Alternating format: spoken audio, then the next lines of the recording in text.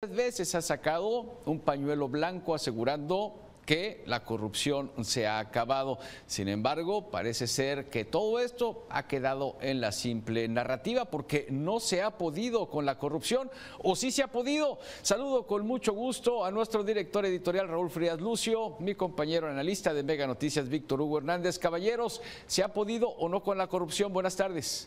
Estimado Eduardo, gracias. ¿Cómo estás? Gusto en saludarte. Gracias por poner el tema sobre la mesa. Víctor, qué gusto saludarte. Y bueno, ahí está el tema. ¿Se ha acabado la corrupción en este sexenio? Yo te diría que no. ¿Sí? Y no lo digo yo, es la evidencia que hasta el momento hay en este discurso de que se había acabado o que ya se acabó la corrupción. Como bien se conoce, desde campaña el presidente López Obrador, leyendo muy bien todas esas necesidades de esperanza, de acciones al pueblo de México, ofreció que se iba a combatir la corrupción desde la raíz, ¿sí?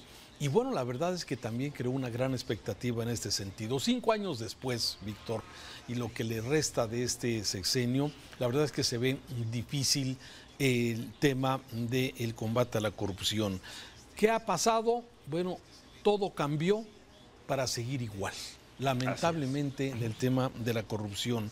Solamente se ha combatido la corrupción en la narrativa, porque en la práctica, Víctor, seguimos viendo esas malas prácticas que había desde hace mucho tiempo y que lamentablemente se han repetido en este sexenio. No se ha hecho, o se ha hecho, yo diría, pero muy poco contra la corrupción. Es más, yo diría que se ha desmantelado todo lo que ha sido la acción o el accionar del Estado para combatir la corrupción y para evitar estas malas prácticas. El Sistema Nacional Anticorrupción está realmente inhabilitado, lo que es precisamente el INAI, este Instituto de la Transparencia, bueno, funcionando a medias, porque eso es lo que quiere precisamente este gobierno, que no haya transparencia y que se siga de alguna forma con el tema de corrupción.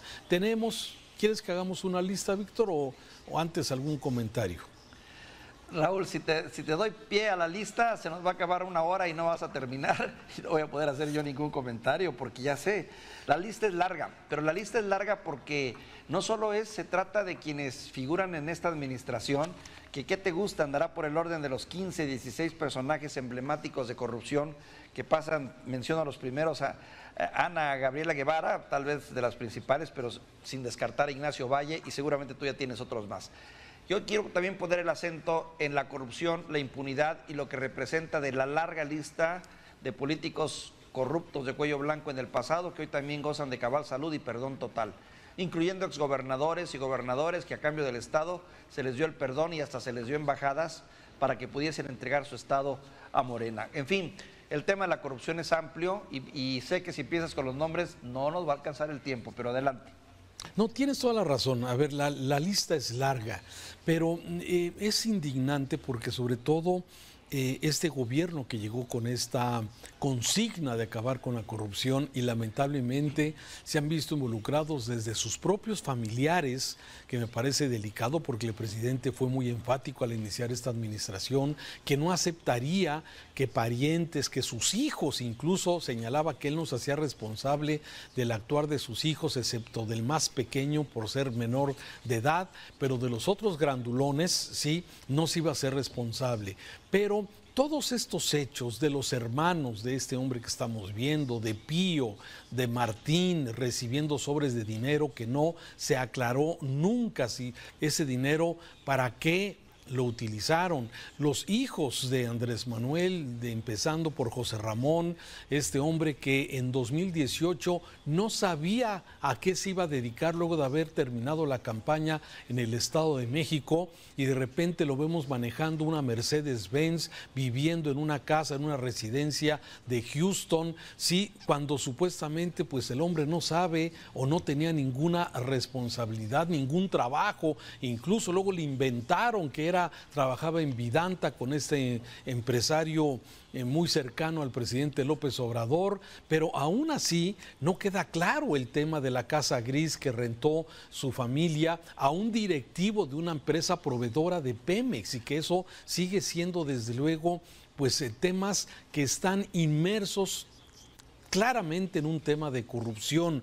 La participación de su otro hijo, de Andy o Andrés, sí, y todos los amigos que están participando hoy como proveedores del gobierno, y está demostrado con los documentos que ha presentado Mexicanos contra la Corrupción, sí, el hermano Pío a través de la rehabilitación de parques de béisbol allá en Palenque con los Guacamaya, en fin, los viajes del secretario y su familia, del secretario de la Defensa, que ya hablábamos de este viaje con 17 personas, con su hijo, con su hija, con su nuera, sí, con su nieta, con la consuegra, sí, 17 personas viajando a Nueva York, a Roma, a Florencia, a Milán, con recursos públicos y en aviones de la Secretaría de la Defensa Nacional, la compra de ese departamento que compró Luis Crescencio en 9 millones de pesos, pero que vale 30 y que aún así, sumando sus recursos, no le darían.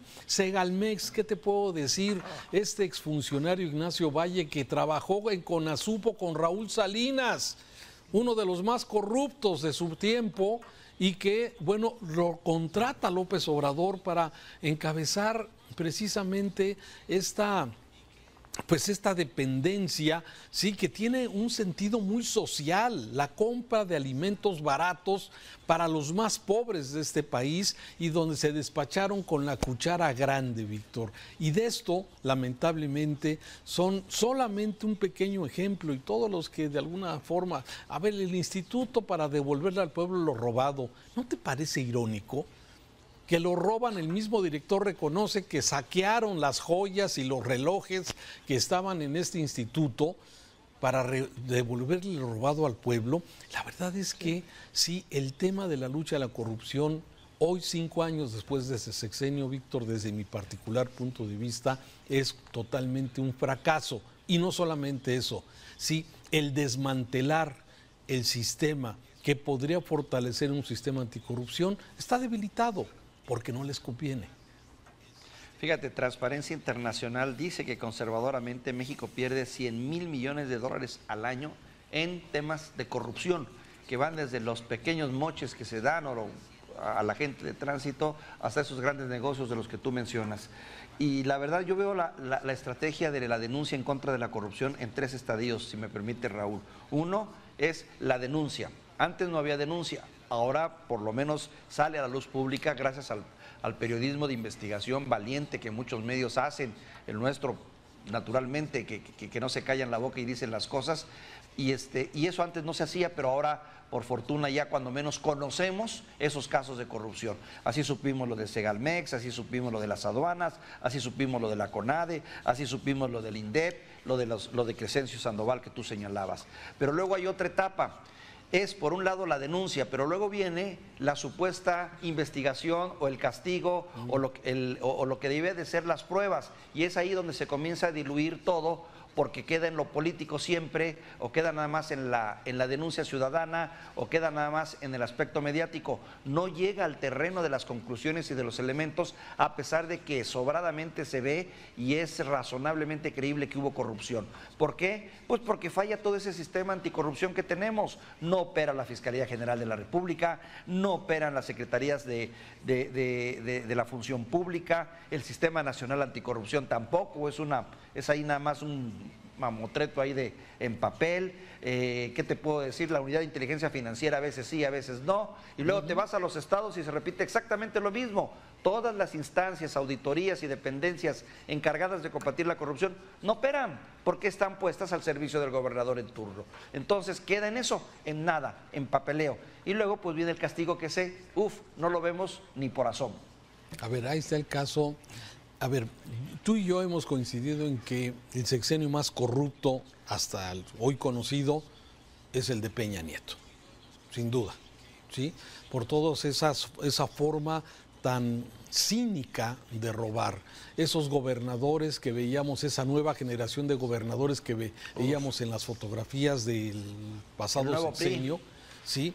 Que veíamos a todos estos gobernadores rateros, ¿sí? Rateros, que finalmente, ladrones. Así es. Entonces, a ver, ¿quién está sancionado de la pasada administración? El caso más emblemático de la corrupción en Latinoamérica, que fue esta empresa Odebrecht, y de la cual México participó, y Lozoya de alguna forma participó en esto, ahí está, el gobierno no puede fincar responsabilidad todavía a este hombre confeso de haber recibido sobornos millonarios de la empresa Odebrecht. No se ha podido. Entonces, no, Raúl, perdóname que te interrumpa, y no solo ese caso, ¿dónde queda Rosario Robles? Libre, totalmente libre, y ya participando en medios y llenándose la boca de indignación y haciendo observaciones. ¿Dónde queda Elvester, la profesora Elvester, ¿dónde queda? También ya siguiendo con su partido político, haciendo declaraciones y en la vida pública. Lozoya prácticamente a punto de salir, porque en cualquier momento sale. ¿Dónde quedó Collado, el abogado gángster? También ya salió, todos claro bajo el ley de que se enferman y están delicados de salud y tienen que estar en su casa, ¿no? ¿Dónde están todos esos? Y esos exgobernadores que saquearon estados, Coahuila con los Moreira, ¿dónde está el de Chihuahua? Bueno, el de Chihuahua está preso todavía, pero no dudes que no tarde en salir en cuanto se nos olvide su caso. ¿Dónde están los de Veracruz? También gozando de cabal salud. ¿Dónde están los que saquearon Chiapas, postulándose para ser presidentes de la República? Raúl, es una vergüenza, sinceramente. Sí, ese es un gran problema que tenemos. Por eso me parece que en el discurso, y por eso empezaba este tema sobre la mesa con esto, realmente sí, me parece que el presidente López Obrador ha sido muy efectivo en la narrativa, en el discurso. El discurso, ¿sí? La palabra. Pero solamente, porque lamentablemente los índices que tú ya dabas, algunos de ellos, y también la percepción de la corrupción en la última encuesta que publicó el periódico Reforma en este sentido, o sea, la gente, el ciudadano, los mexicanos, sí, hemos visto cómo en el tema de la corrupción hemos ido bajando punto a punto, incluso sí, la misma honestidad del presidente López Obrador, que se marcaba en un principio como muy alto, sí, ha disminuido. Mucha gente sigue pensando que López Obrador, él como persona, es un hombre honesto, pero las acciones que han hecho, los colaboradores, su familia, sí, está muy lejos precisamente de esto. O sea, ese discurso de narrativa que habla de una austeridad, sí, fuerte, cuando ves que el secretario de la Defensa pues viaja con familia y con amigos y con consuegra, sí, estas son las cosas que de repente dice, a ver, el hijo de Bartlett, ese caso que a lo mejor es pequeño en corrupción, pero que muestra el nivel, sí, de cinismo de estos políticos. El hijo de Manuel Bartlett vendiendo a sobreprecio los ventiladores famosos para sobrevivir para la gente, los ventiladores médicos, ¿sí? Vendiéndolos a sobreprecio, y además la sanción fue ridícula. Sí, se le sigue comprando y sigue siendo proveedor del gobierno el hijo de Manuel Bartlett. De ese nivel es el cinismo de la corrupción que hay. Por eso, a 5 años de que empezó esta administración, Víctor, sí, me parece que así como ayer hablábamos del tema de la pobreza, como hemos hablado del tema de la inseguridad, me parece que el tema de la corrupción queda en otro de los grandes pendientes de esta administración del presidente López Obrador, cuando le quedan 12 meses para que concluya su sexenio. Raúl, déjame mencionarte rápidamente los nombres que para mí son emblemáticos y que están manchando a la 4T. Ana Gabriela Guevara, Alejandro Gertz Manero, por el pésimo papel que hizo y todo lo que hizo en la Fiscalía, Manuel Bartlett y su hijo León Manuel también, Francisco Garduño de Migración, Ángel Prior Valencia de Aduanas, Ignacio Valle de Segalmex, la familia que ya mencionaste, la familia del presidente, todos los hay mencionados, ¿no? Delfina Gómez, Rocío Nale, en fin, la verdad es que esos nombres ya empiezan a manchar, no empiezan, ya mancharon a la 4T, y bueno, pues al tiempo y la historia nos irá diciendo qué tanto, qué tampoco, ¿no? Oye, también si te quedas fuera Hugo López-Gatell, Hugo López-Gatell también ya está en la lista, ¿eh? Sí, y acusado de cosas muy graves por su pésimo manejo. Bien, Víctor, pues vamos a seguir tocando esta semana los pendientes de esta administración, lo que no se pudo y que todavía faltan 12 meses, pero que se ve difícil que esto pueda cambiar. Termine. Oye, me faltó Luis Crescencio Sandoval, pero bueno, ya lo habías mencionado tú. En fin, qué historia, Raúl. Un saludo. Gracias, Víctor. Un saludo.